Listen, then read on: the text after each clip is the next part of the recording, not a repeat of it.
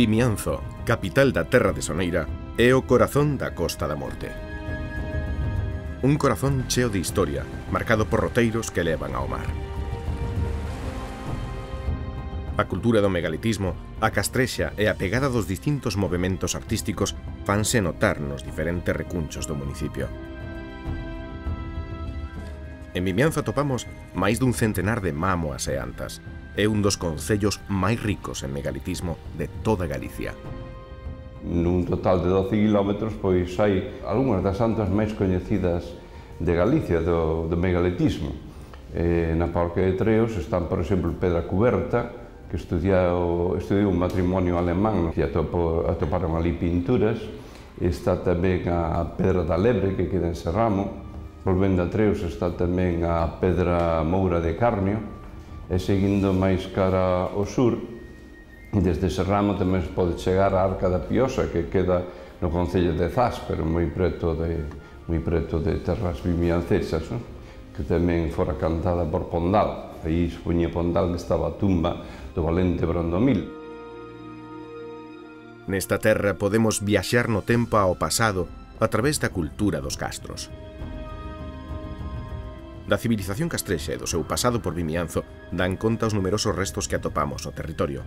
Algúns dos máis coñecidos son o Castro da Pena e o de Trasouteiro, que xunto co das Barreiras forman un triángulo no val de Vimianzo.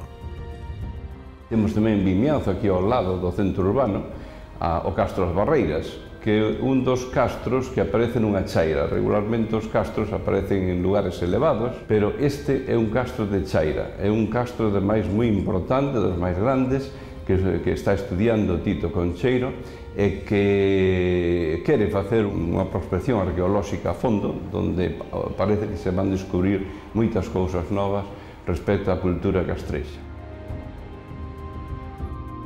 A viaxe no tempo na vila continúa coa visita ás distintas mostras arquitectónicas que conservan as pegadas da época histórica na que foron construídas. É o caso do Pazo de Trasariz, de finais do século XVII, situado no centro urbano, detrás do castelo. Outra edificación notable atópase en Cereixo, onde nace a ría de Camariñas, en territorio vimiancés. Aquí están as Torres de Cereixo, cuya morfoloxía recorda o seu pasado militar, pero que se presentan como a un dos pazos máis singulares da Costa da Morte. O que hoxe en día apenas se distingue dunha casa labrega tradicional é o Pazo de Trasouteiro, da época barroca. A súa beira, a Capela da Concepción, o edificio neoclásico por excelencia da bisbarra.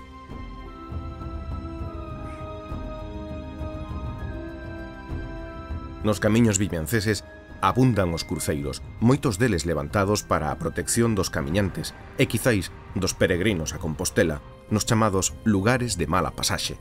Destaca entre eles o Cruceiro dos Santos, do século XV, na parroquia de Bamiro. É un cruceiro senlleiro, é dicir, un cruceiro singular, porque, ademais da súa antigüidade, 500 anos, pois ten unha iconografía única, que é a Trinidade, é dicir, o Pai, o Filho e o Espírito Santo. O Pai aparece sentado, a pomba do Espírito Santo sobre a súa cabeza e o Fillo no seu colo. Iso non existe prácticamente en ningún sitio. Ten un total de 9 figuras. Despois, ao pé da Trinidade aparece un camiñante, ou que pode ser un peregrino, ou o propio Santiago Apóstolo. No anverso, que é o lugar principal, aparece Cristo crucificado con 3 cravos, ten ao seu pé asoenllado un frade e na súa cabeza, encima da súa cabeza, ten un anxo que lle sostén un dosel. A cada lado ten as figuras da Virxe María e de San Xoán, que eran as que estaban no Calvario. Por lo tanto, un total de 9 figuras, é unha xoia artística, posto que non hai moitos cruceiros do século XV.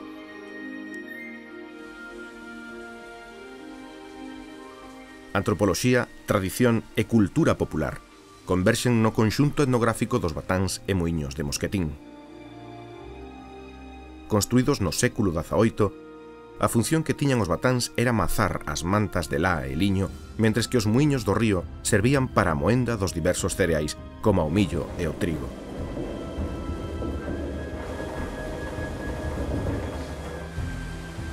Para o visitante é unha gran oportunidade para coñecer os costumes das xentes de hai máis de 200 anos.